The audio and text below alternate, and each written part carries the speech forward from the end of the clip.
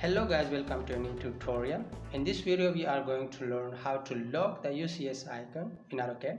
Frequently whenever we try to pen or to move the sketch from here to there, the UCS icon also move with the sketch.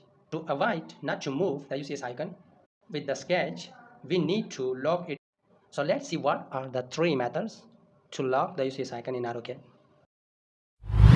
In the first method, right click on the UCS icon. Click on UCS icon setting. Click on show UCS icon at origin. Here we see as we click on it, the UCS icon move towards the origin point. Second method, in this method you need to have the menu bar as shown here. If you don't have it, then click here, click on menu bar and bring it. Then go to the view, click on display, click on UCS icon and then click on origin. After that, it will move towards the origin and will get locked there. In the third method, just type here UCS icon, click on it, type in, enter.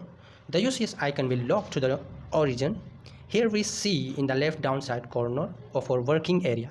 Thanks for watching. If you like this video, make sure to subscribe the channel and press the bell icon to get a notification of new videos.